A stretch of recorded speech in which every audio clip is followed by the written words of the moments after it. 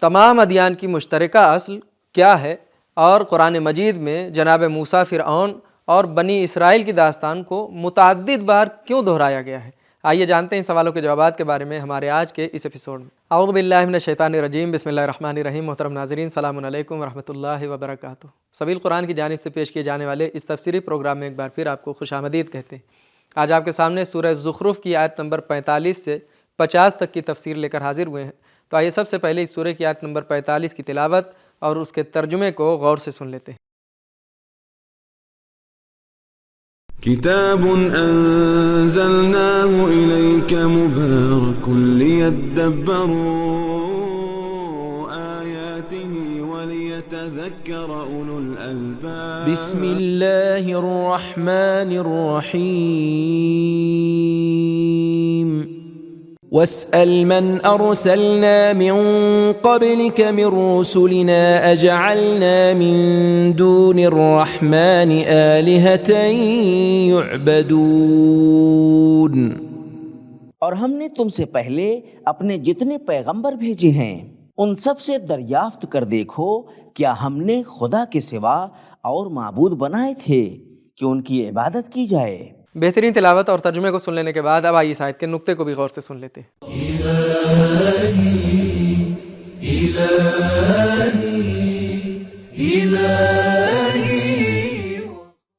نقطہ، پچھلی آیتوں میں کئی بار لفظ رحمان استعمال ہوا ہے۔ یہ شاید اس بات کی طرف اشارہ ہو کہ سرچشمہ رحمت کو چھوڑ کر دوسروں کی طرف جانا انصاف نہیں ہے۔ نقطے کو سن لینے کے بعد اب آئیے دیکھتے ہیں کہ یہ آیت ہمیں کیا پیغام دیتی ہے۔ کتاب انزلناه الیک مبارک لیدبروا آیاته۔ پیغام نمبر 1، ہم سب کو تذکر اور یاد دہانی کی ضرورت ہے۔ نمبر 2، پہلے خود کو تذکر دیں اور پھر دوسروں کو۔ نمبر 3، قرآن مجید کے تئیں ہر ایک ذمہ دار ہے۔ نمبر 4، توحید تمام ادیان کی مشترکہ اصل ہے اور پیغمبر اسلام صلی اللہ علیہ وآلہ وسلم گزشتہ نبیوں کی دعوت کو تسلسل دینے والے۔ نمبر 5، پیغمبر اسلام صلی اللہ علیہ وآلہ وسلم کو تمام انبیاء پر شرف حاصل ہے۔ اب آئیے سورہ زخرف کی مزید دو آیتوں یعنی آیت نمبر 46 اور آیت نمبر 47 کی تفسیر کو جاننے کے لیے ان کی تلاوت اور ترجمے کو غور سے سن لیتے ہیں۔ وَلَقَدْ أَرْسَلْنَا مُوسَى بِآيَاتِنَا إِلَى فِرْعَوْنَ وَمَلَئِهِ فَقَالَ إِنِّي رَسُولُ رَبِّ الْعَالَمِينَ فَلَمَّا جَاءَهُم بِآيَاتِنَا إِذَا هُم مِّنْهَا يَضْحَكُونَ۔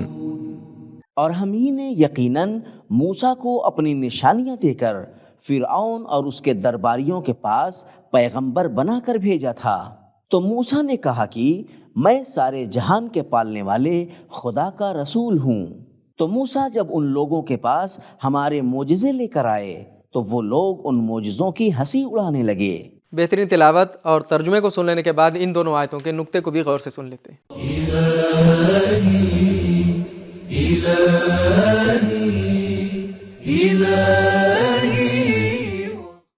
نقطہ، قرآن مجید میں جناب موسیٰ، فرعون اور بنی اسرائیل کی داستان کئی بار دہرائی گئی ہے اور اس کی وجہ یہ ہے کہ جناب موسیٰ اور ان کی قوم کا انجام پیغمبر اسلام صلی اللہ علیہ وآلہ وسلم اور مکہ کے لوگوں کے انجام سے ملتا جلتا ہے۔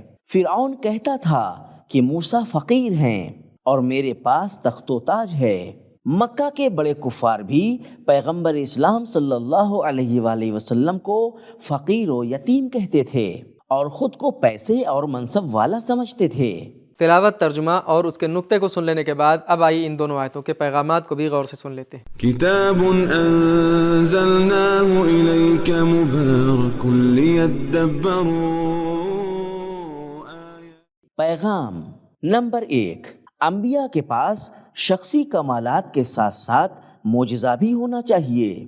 نمبر 2، قبائلی نظام میں قوم کی طرف جائیں، قال لقومہ، لیکن حکومتی نظام میں حکومت کے پاس جانا چاہیے، الی فرعون۔ تبلیغ کا طریقہ یہ ہے کہ پہلے رکاوٹوں کو ہٹا کر اصلاح کی جائے، جس میں بدلاؤ کے سبب سماج میں بدلاؤ آتا ہے۔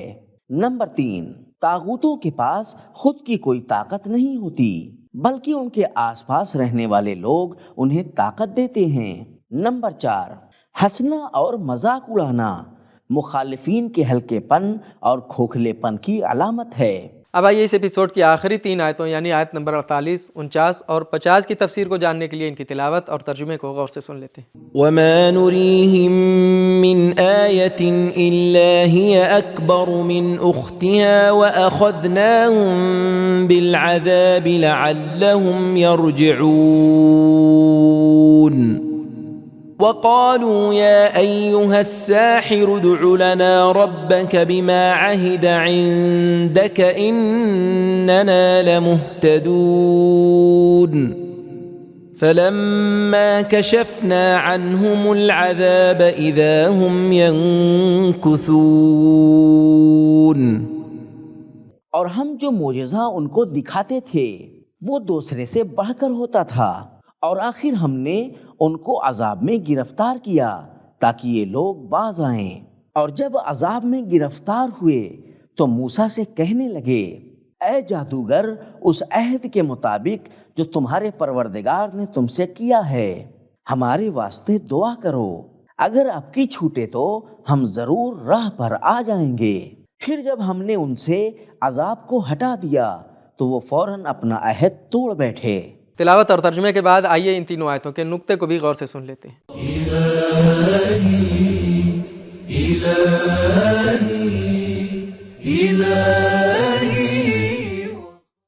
نقطہ سورہ اعراف کی آیت نمبر 135 میں بھی ارشاد ہوتا ہے، جب ہم نے ان سے عذاب کو ہٹا دیا تو وہ فوراً اپنا عہد توڑ بیٹھے۔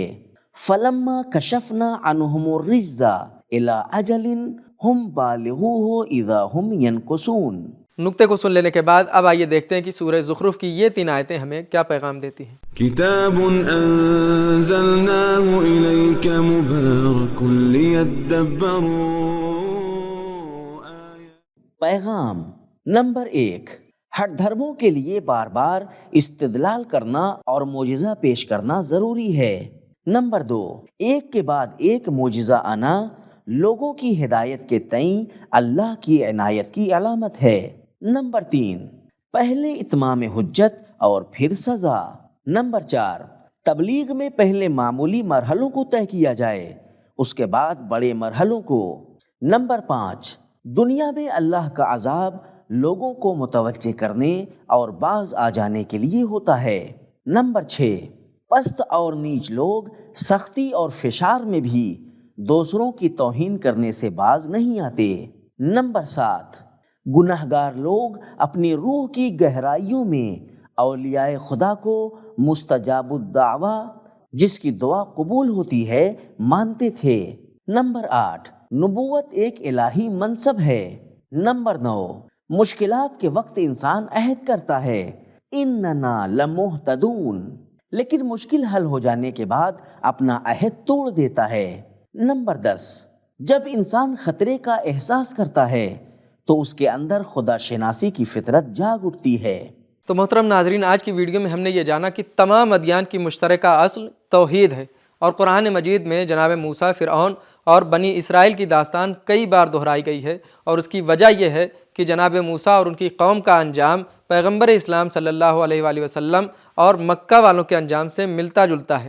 جس طرح فرعون کہتا تھا کہ موسیٰ تو فقیر ہیں لیکن میرے پاس تخت و تاج ہے، اسی طرح مکہ کے بڑے سردار بھی پیغمبر اسلام صلی اللہ علیہ وآلہ وسلم کو فقیر سمجھتے تھے اور خود کو پیسے والا اور منصب والا سمجھتے تھے۔ یہ تھے ہمارے سوالوں کے جوابات۔ ملتے ہیں اگلے ایپیسوڈ میں، تب تک کے لیے شکریہ۔ خدا حافظ۔ سبیل قرآن، قرآنی سماج کی پہچان۔